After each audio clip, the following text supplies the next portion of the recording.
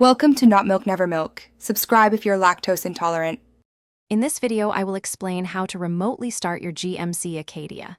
To begin, ensure your vehicle is in park and all doors, the hood, and the liftgate are securely closed. Next, press the lock button on your key fob. Immediately after, press and hold the remote start button for a few seconds until the parking lights flash. This sequence initiates the engine, allowing it to warm up before you even step inside. It's a convenient way to prepare your vehicle.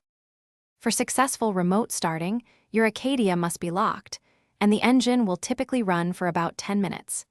It's crucial to never use remote start in an enclosed space like a garage due to exhaust fumes. Also, confirm your fuel tank isn't nearly empty, as the system may prevent starting if the fuel level is too low. These conditions ensure safe and proper operation. If your remote start isn't working, first check your key fob battery. A weak battery is a common culprit. Next, double-check that all doors, the hood, and the liftgate are completely closed and latched. The system will not engage if any are open. Also, ensure your vehicle is not in valet mode and that there are no active warning lights, such as the check engine light, on your dashboard.